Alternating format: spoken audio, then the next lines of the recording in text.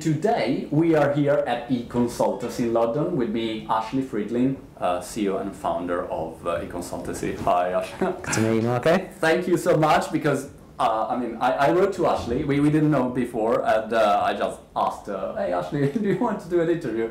And sometimes when I write, I think, well, this guy made me think I'm totally crazy, but I'm just trying to meet a lot of interesting people in tech world, and Econsultancy definitely. In UK, I would say number one, absolutely. In Europe, I would say, well, even an Italian, no Econsultancy, so this is really should be the benchmark. So you did an amazing job in these years, and I'm just here with Ashley to try to understand some tips, some trends, something that you're watching from your observatory. Okay, first of all, in 30 seconds, Econsultancy, what numbers are you doing in this moment? How is it going? How Econsultancy grew in these years? What's the Econsultancy picture at the moment?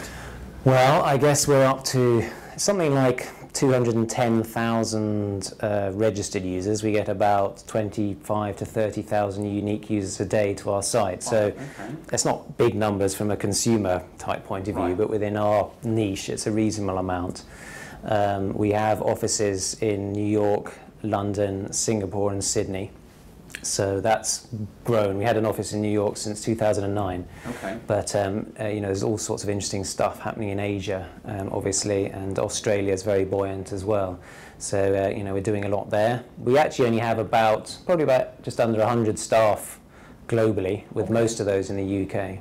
And Econsultancy also is doing a lot of interesting stuff. I mean, for me, Econsultancy in the beginning was like not the forum, but the directory with all the digital people inside, and the reports with the data about the industry. Yeah. But then, I mean, you have events, tons of events. I don't know how many events you do. Every 2 seconds there is an event, cool events. So you're doing a lot of stuff. Yes. Also, I think education, training. Yeah, I think I started Econsultancy because I was working at an agency. This was in the dot-com days, in the last millennium. Right. And I felt that everyone was making the same mistakes again and again. And whilst there was lots of interesting data out there about how big digital was going to be and things, there was very little in terms of helping people do their job each day. And so what I really wanted to know was what works, and actually almost more interestingly what doesn't work, so I don't make the same mistakes again and again. And whether that's at an agency or in-house to brand or a tech company, it's the same sort of challenge. So the original vision, and it still is the case, is to sort of help people do their jobs day to day now and do them better, people working in digital marketing and e-commerce. And that started with a focus on content and community on the website. That kind of then became events where we physically got together, and then training and e-learning and qualifications and all sorts sort of came out of that, I guess. But pretty much, so they're slightly different media and formats, but fundamentally I think what we try and do is help people, do their jobs in digital better. Yeah.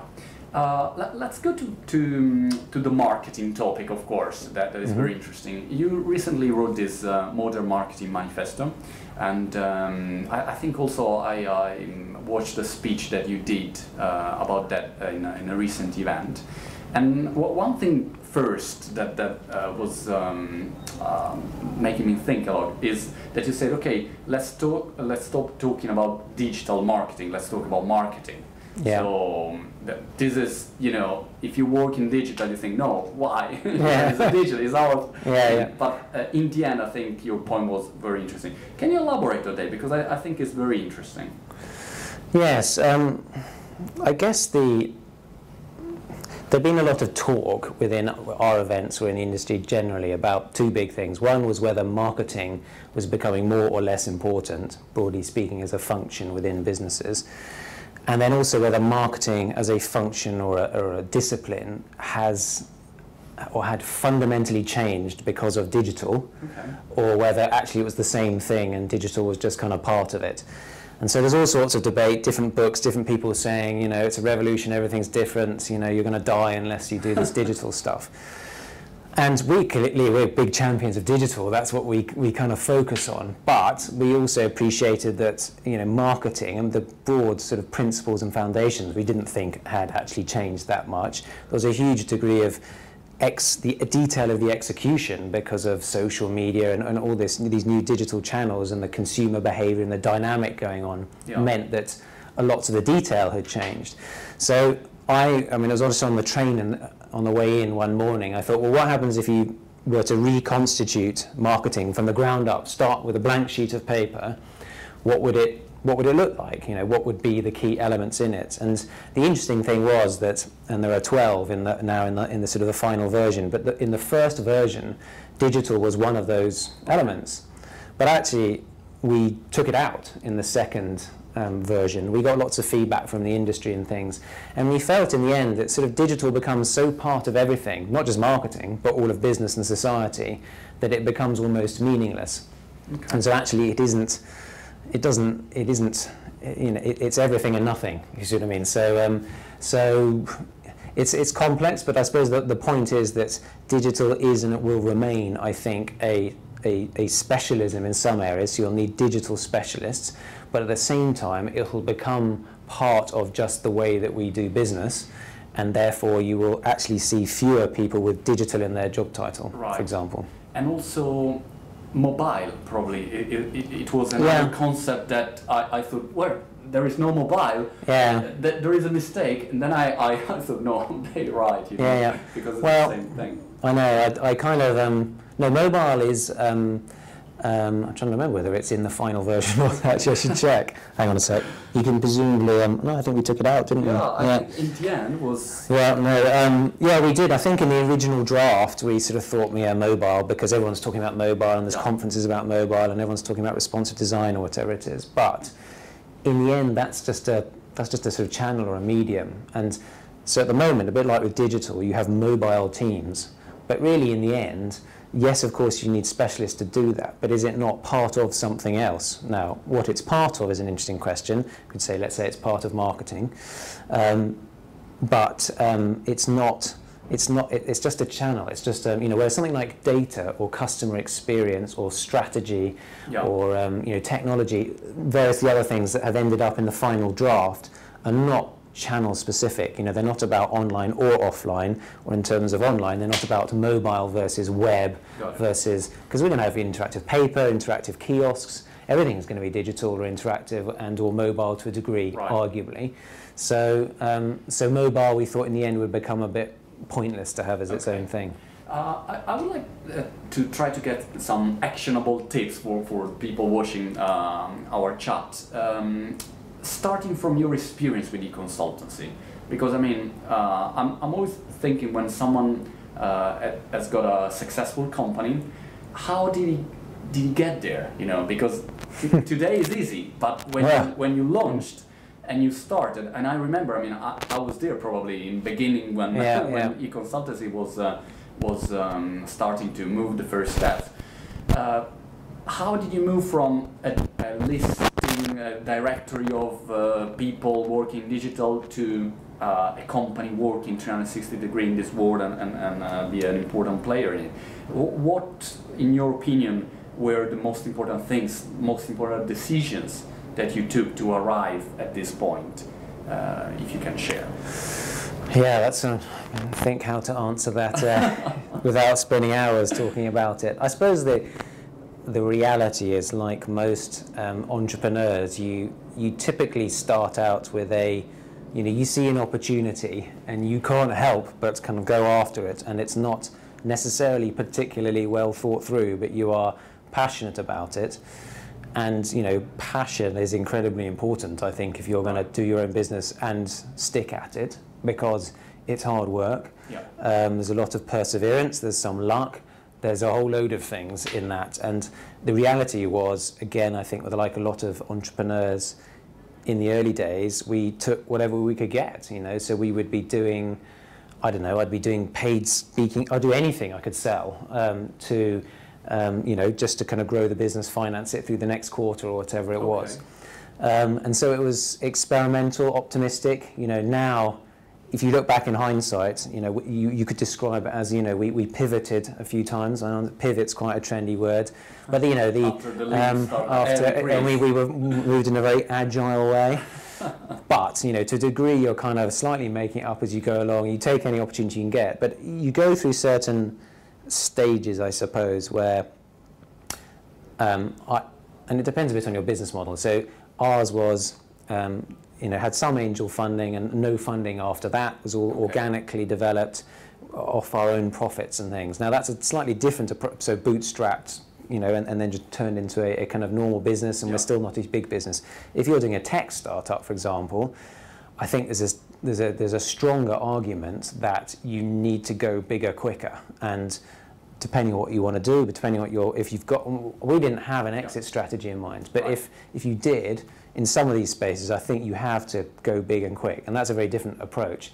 But so we were much more organic, and we were founded in the dot-com sort of trough, you know, the crash had happened. Right. So we had no competition, for example, which was a good thing. So we could afford to take time to do it. Whereas now that might, you know, if you were to try and compete against Econsultancy, anyone's willing to give it a go, but I think it would be hard. Yeah. You'd need much more capital and all sorts of stuff. So I don't think there's necessarily an easy answer, but certainly, you know, you need passion, you need a bit of luck, and then, you know, you get to a stage, I remember getting to a stage where we could afford to recruit, you know, good people. And in the early days, it was sort of me and one, you know, my co-founder, where we were investing our time for no money. Right. So you can get hopefully good people for not much money. Yeah. Now you can fund it for a certain while like that, but then you need to have good people, you need to incentivize them properly and all this sort of stuff. And you kind of, there was a time I remember thinking, it's great, I've suddenly got people that are better than I am doing things they're really good at. And that takes the business to another level. Yeah. And then, you know, you start to look at, but interestingly now, and again looking back, that sort of explosion of just try anything, almost what we're doing now is trying to focus, actually do less but better. Right. So I think, you know, companies go through different cycles and things. But how Econsultancy, that is the company for marketing, digital marketing, let's call it how we want, does marketing? I mean, I'm always curious about that, you know, because you do a lot of stuff about digital marketing, but when you have to promote yourself, if you're still promoting yourself, I mean, what are the channels that you decide to take? Yeah. Well, I think actually I think we're quite good at marketing. I mean, I think there are, you know, I mean, I think there are other areas historically like sales, to be honest, which we've been much less good at. But marketing and digital marketing, we try and practice what we preach, and I think we're pretty good at it. So, you know, if you look at things like search engine optimization, it's changed a lot over the years, but I think we've always been on top of that, and that's partly because, you know, it works. And if of the 30,000 odd new, or 30,000-ish total visitors to our website a day, about 20,000 of those are probably totally new visitors via Google. So our business is, you could argue, worryingly dependent on Google, really. I mean, when you look across the search engines, it's basically Google. And so that is a huge driver of awareness, of traffic to our website. You know, that traffic is monetized in part by advertising, but people who then pay to subscribe, pay to attend an event, all those sorts of things. So, you know, search engine marketing, we've always been pretty good at. Paid search, actually, we don't really do, doesn't work for us so well. Content marketing, you know, is a new thing that's talked about, a lot of crossover with SEO. Social media, I think we're pretty good at. Online PR, I think we're pretty good at. Email, we could do better, but I think we're getting better at. Personalization, I think, not so good. Our website at the moment, I think, lets us down a bit, and you know, responsive design, mobile optimized. We talk about that a lot. Our site is not yet mobile optimized, so there are areas which I think is less good. But so I think, you know, in some ways, it was interesting. We were having a meeting the other day with our marketing team about marketing an event we've got coming out called the Festival of Marketing. And you know, on the digital side, we're doing all sorts of really good stuff, you know, around content, around social. We're doing, you know, behavioral retargeting and display advertising, all sorts of stuff, which for a lot of people are quite cutting edge, I guess, because they're digital. For us, that's quite normal. Yeah. But the team were really excited because we were doing advertising on the tube, print advertising. Okay. And whenever we do anything in print, everyone's like, wow, check this out. So paper is the new digital for us in some way. So the interesting thing is, and I think this is a broader, interesting point or learning, is that almost the more digital you get, the more you understand the value of the non-digital stuff, whether that's face-to-face meeting like this, or physical events, or... we... Are physical events also actually part of the marketing strategy of Econsultancy? You think it is a good channel? Yes, I think in terms of just the brand awareness or the goodwill, or ultimately we're selling, I guess, trust and credibility to quite a degree. So if people are going to pay us money, whether that's to come on a training course or to subscribe to our content or come to an event, they want the quality to be good, and they want to be able to trust us, I think, and so credibility and all that's important. Now, how do you get that across? Well, of course, online you can do that with social and all the signals that you can try and do to understand, is this, if you were the first time you've come to our website, which is the majority of our visits, never heard of Econsultancy, well, for starters, they might think we're a consultancy, which we're not, so that's a bit of a problem. The name's not right. So how do you try and get that across, or how do you engender trust? People, there's a lot of research, which we've done among others, to show that people buy online, for example, from a website or company they've never heard of, based on the fact that the design of the site's good. They infer credibility or trust from the experience, not because they've heard of the company necessarily. But the same, so when we have an event, this Festival of Marketing have 5,000 people going through it. Our public training has 2,000 people going through it a year. All of those people who we come into contact with, it's hopefully about them feeling some connection to Econsultancy, which will make them more predisposed to either buy or renew their subscription, buy again. So yes, the big part of the marketing and the brand is about bringing people into our fold, whether that's online or offline. Right. How about trends? Trends is a cool word in my opinion, but then when you ask to someone, what do you predict in the next 2 years, 5 years? Everyone in the end can say anything because it's very difficult to predict. But sure, you have a lot of data, and better than most of other people, you can understand what kind of direction is marketing taking. What kind of suggestion would you give to companies that want to get the right direction, the right wagon for their marketing strategies from now on, let's say the next 2 years? What do you think will happen, or what is happening that people still not really catching? I guess there's, we hear about and indeed talk about a lot of the sort of buzzwords that you hear. So big data would be an example, I guess, of that, where I have concerns that people will chase or believe in a sort of a phrase almost for its own sake, or will go out and buy some technology that does big data, which is, of course, all the technology companies selling those solutions will more than happily champion big data in order to sell the technology. Now, so for example, I don't think big data is a particularly helpful term for most people and most companies, and most marketing people or digital marketing people. I think data or data-driven decision-making, or getting better at sort of analytics and marketing analytics, is incredibly important. It's just that digital marketing, big data wraps it up in this thing where then the most senior people think, oh, we need to be doing big data, and the sensible day-to-day stuff gets derailed in favor of some, project which might not be such a good idea. I think content marketing is another example of that, where the phrase itself means different things depending on who you're talking to. And I think there's a lot of, again, I think the basic idea of content marketing, which is investing in your kind of owned or earned media, i.e. content, stories, and content could be, product demonstrations or customer reviews on your website, whatever, better product imagery and things, is a really good thing. And earned media in terms of social and things is a really good thing. As opposed to spending too much money in just advertising or interruptive marketing, for example. So that idea of the sort of pull marketing, not sort of selling marketing at people, but creating a great product or experience in the first place and then having a conversation with people, that's great. But the problem is sometimes then it gets called content marketing, and so what big companies do before they've even figured out why they want it or whatever, think, I know, let's go and hire an editorial team of 10 journalists and let's get them to do content marketing, and we're a bank or a telco, whatever it is, and you know, and that usually doesn't work for all sorts of cultural reasons. There's not a clear vision, it's not clear who owns it, it's not clear how that interfaces with the rest of the business and all sorts of things. So I think, you know, you have to be wary of getting distracted by some of these buzzwords. The underlying themes, I think, are often important. So data is a very important trend. You know, the shift towards a form of marketing which is maybe less based on the sort of, you know, shouting out at people towards kind of creating great experiences and conversations.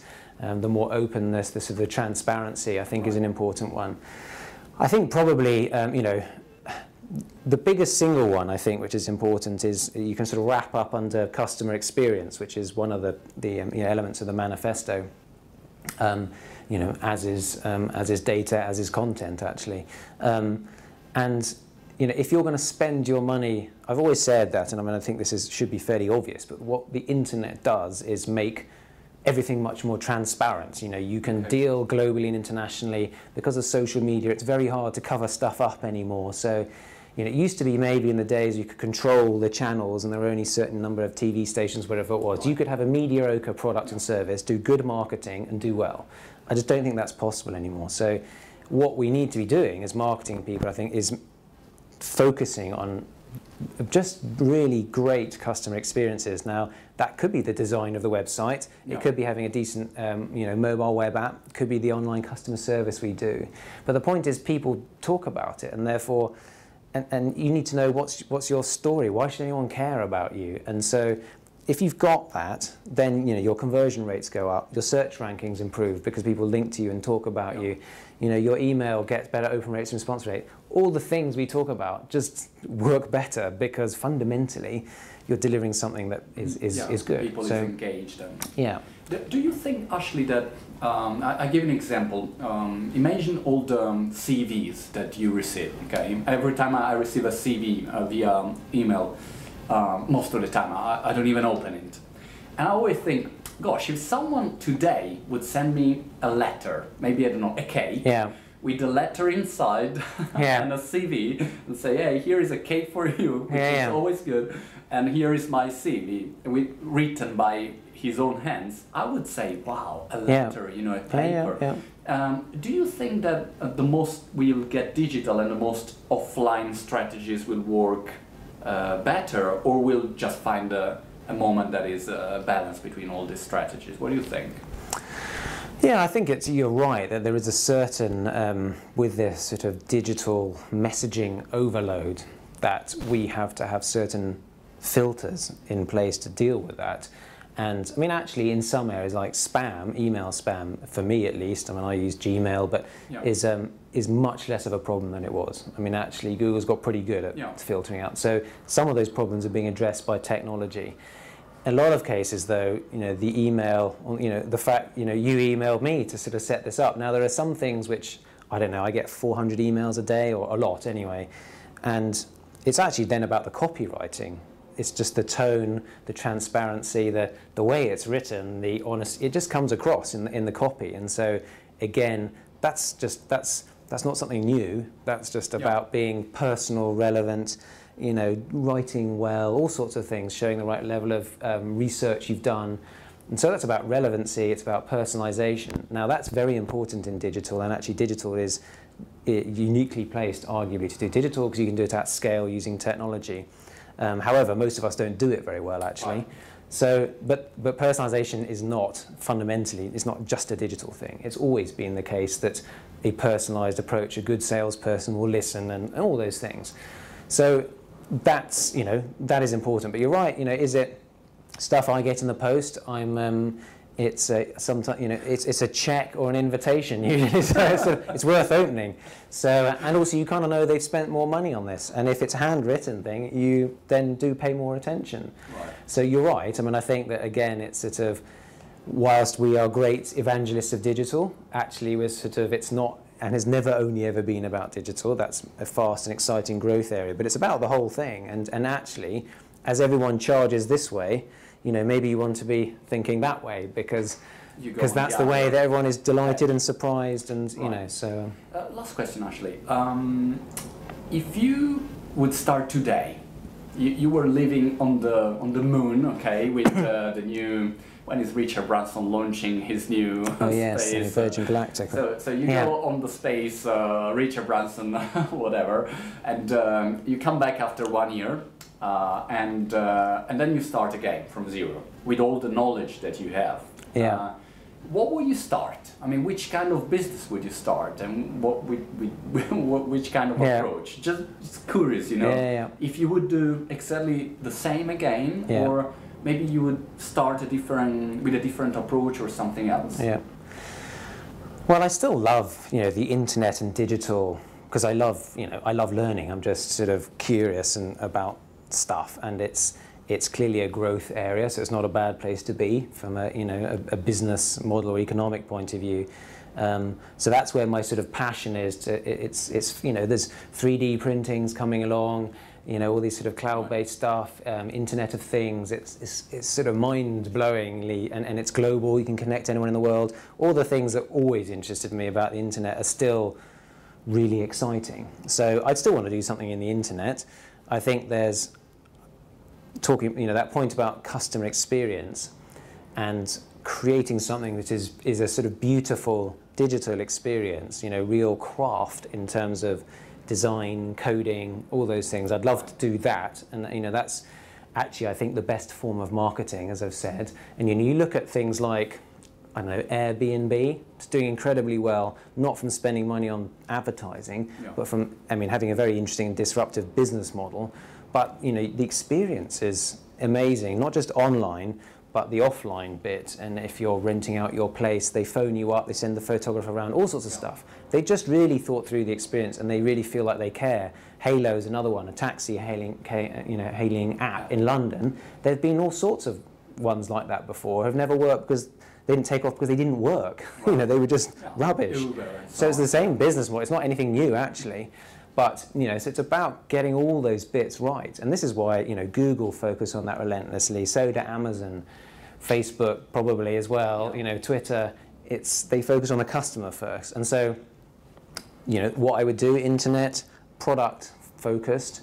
From a business model point of view, you know, having done, you know, worked for an agency selling time, essentially doesn't scale so well, as reliant on people. Events can be great but quite scary. Training, you know, the subscription model, paid content subscription model, so not relying on advertising, is, I think, that's the business model. Right. So, you know, I'd say business model, internet, beautiful, crafty product. What exactly? I don't know. I'll figure that out. Thank you so much, and good luck for everything. Thank you.